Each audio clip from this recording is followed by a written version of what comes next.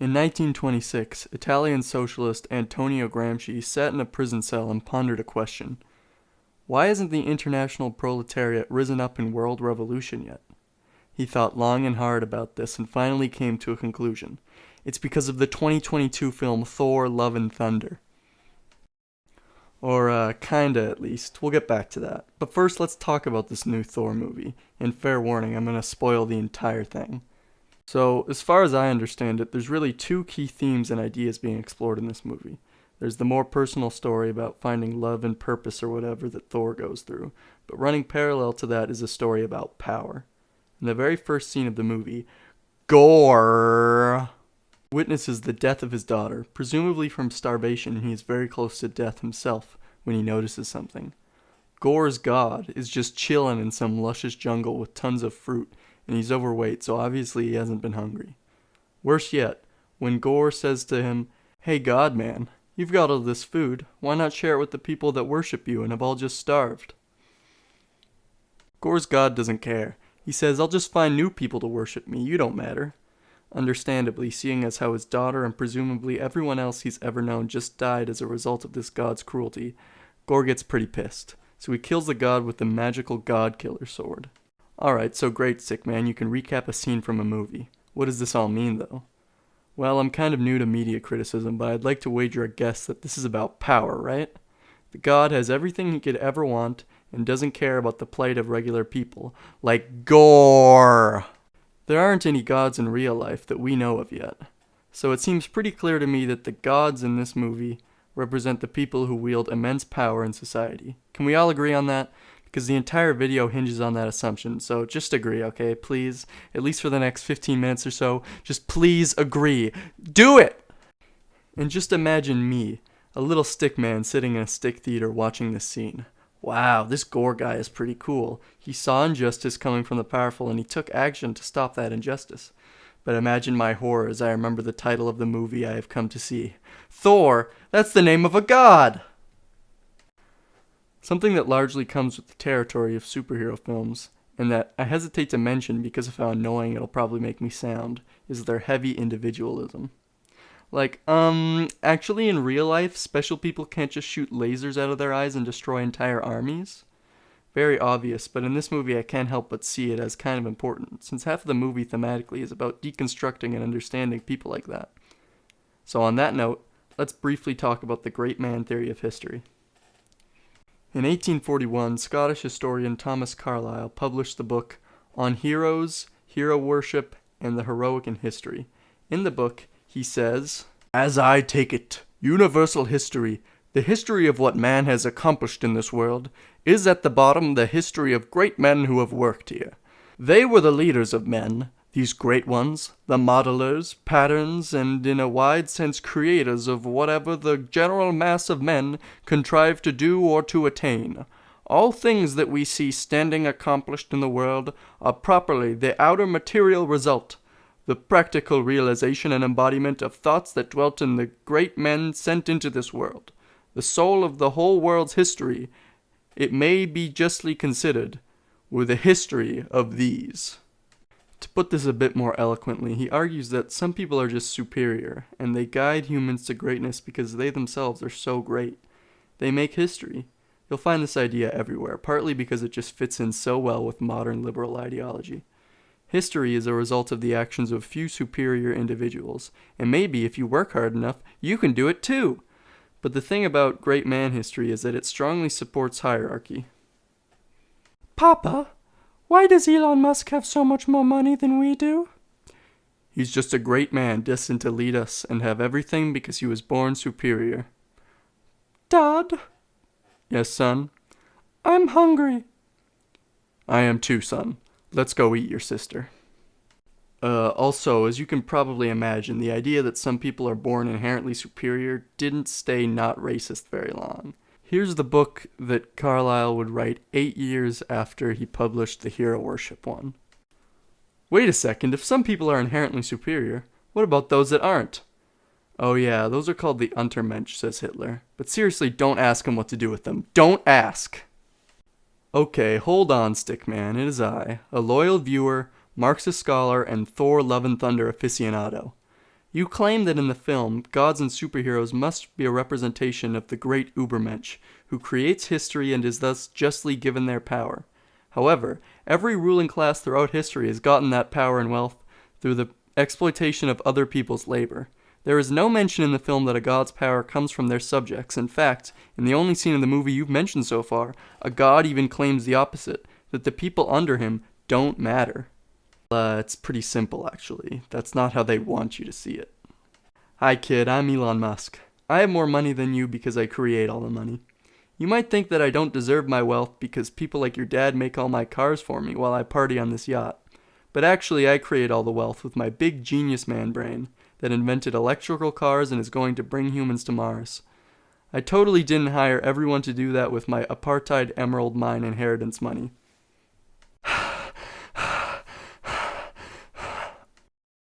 Anyways, let's progress past the first scene in the movie, shall we? Gore, the based king over here, is setting off on a mission to kill all of the gods. A revolution of sorts, to oust the ruling class. Sounds like a pretty good thing to do, right? So how will they make this radical revolutionist the villain?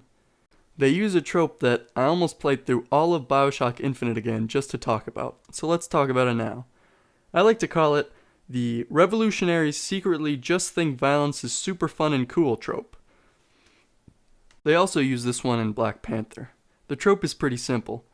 Gore has an injustice happen to him. He tries to destroy the class which committed that injustice, but it's revealed that he's also just kind of evil. In this case, he kidnaps a bunch of children. In this movie, it's a little different because they already have the added padding of the gods not deriving their power from their subjects. But with BioShock Infinite, for example, the whole gimmick of those series are to destroy in the marketplace of ideas far-right ideology, basically. The first game is about a libertarian utopia, and Infinite is about an American exceptionalist, imperialist, racist, etc. Basically America in the sky. So they've already spent the whole game basically destroying this idea, and then you come in with this anarchist group to try and fix everything. But oh no, they secretly just really like murdering people, so both sides are equal. But Stickman, I thought he was doing this because his daughter died. What the hell is he kidnapping children for? Well, they whip out another trope from the anti-communist argument bingo sheet to explain that. What I like to call the animal farm maneuver.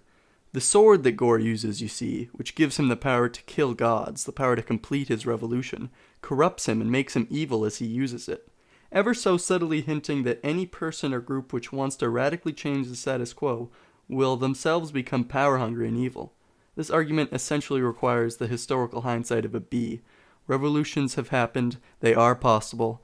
Here are some revolutions on screen now! Later in the film, Thors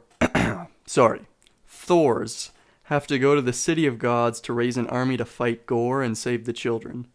When they get there, they realize that the gods are kinda dicks.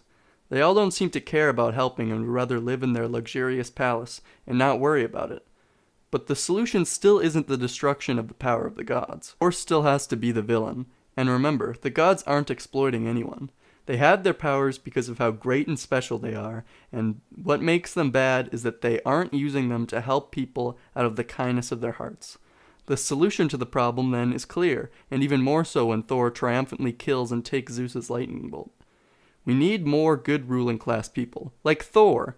The great men who make history are too mean. They should stop being mean. Hey capitalists, if I ask really nicely, will you be nicer and give the poor people some money, even though you made it all yourself? Please? Give them some money. Okay, let's go back to Gramsci. So, while sitting in a fascist prison, Gramsci wondered why the international proletarian revolution hadn't occurred yet. The answer he came up with was hegemony, or cultural hegemony. And this idea has aged like a fine wine. I mean, Antonio Gramsci was like, come on, guys. Marx has been dead for 40 years. Where's the revolution? And since then, it's been almost 100 years. Hegemony is essentially the ideological control that the ruling class wields over society. You see, they not only use explicit control like the military and police to protect their status as an upper class, but culture as well. If this is starting to sound conspiratorial, it is in a way, but it's not a crazy conspiracy theory. It's a real conspiracy. Think about this. Who controls the media?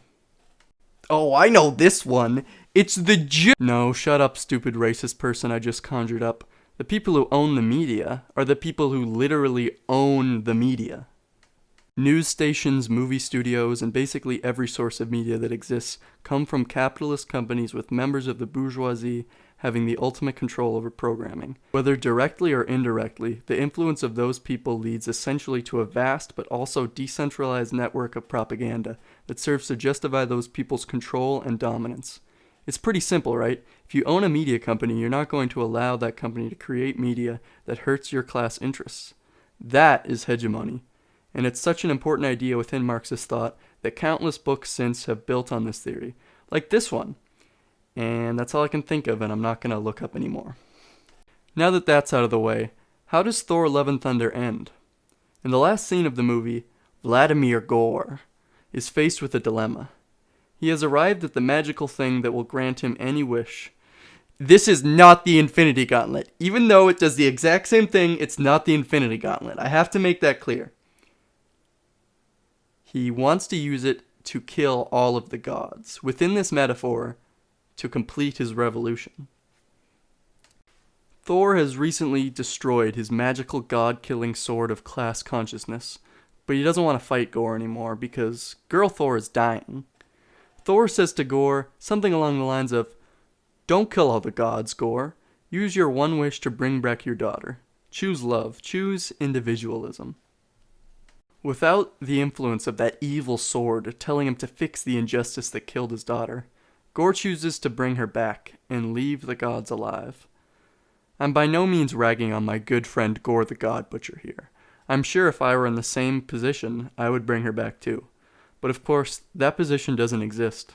What the film is saying, at least from my perspective, is to choose individual happiness over collective action. Sure, Gore can bring his daughter back, but what about all the other people in the universe who will be brutalized by the violence of these gods that he chose to spare? No, the film says. Changing the world for the better isn't good. If you really want to be a good person, choose love and just try to find fulfillment with something else, like Thor. When Thor's girlfriend, Girl Thor, dies, he doesn't try to change the things that led to that happening. He finds self-fulfillment in being a dad. And sure, good on Thor, I'm glad he's happy now, but he hasn't really made things better. Not that he necessarily has to, but the movie actively thinks he shouldn't. It thinks it's bad to change things for the better. I think this Jordan Peterson clip actually sums up what the film is saying here perfectly. The proper way to fix the world isn't to fix the world. There's no reason to assume that you're even up to such a task, but you can fix yourself. You'll do no one any harm by doing so. And in that manner, at least, you will make the world a better place. So yeah, this Thor movie is propaganda. It's hegemonic. It was created by a team of people working for a company owned by one man or a group of men who exploited the labor of their workers to gain immense wealth. Now they can make movies like this that subtly tell everyone who came in to see Thor shooting lightning and Korg being funny that everything is fine and dandy and you shouldn't kill the gods. But no, actually, that's some BS. Go be like Gore and butcher gods if it'll help make the world better.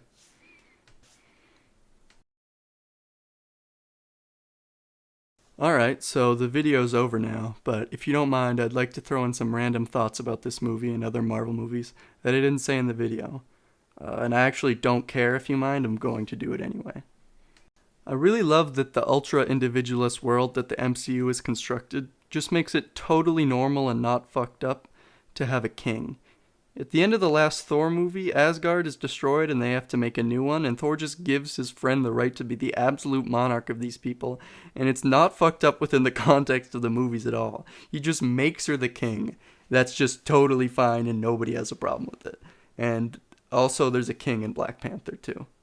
Speaking of Black Panther, isn't it kind of weird and fucked up that the black anti-colonialist revolutionary villain who was radicalized after his father was murdered by essentially the police, isn't it kind of fucked up that they have to go back into the movie and redo the scene to make it seem justified that they murdered him? Like, are they trying to...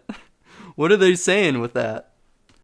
Back to Thor. So, girl Thor was a human before she became essentially a god. So, is this a comment on how there's upward mobility in capitalism?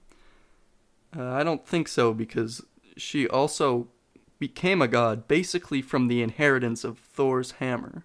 So, am I reading into this too much? What's going on there? Also, the movie is weirdly supportive of child soldiers. They start training the children to fight in the end of the movie, and it's like a hopeful, fun thing that the children are soldiers now. And last but not least, holy crap, is the Guns N' Roses soundtrack a downgrade from the Immigrant Song, Led Zeppelin in the last one? So much better. Why Guns N' Roses? Screw Guns N' Roses. Anyway, comment if you think all my thoughts on this movie were bad, or comment otherwise. Just please comment.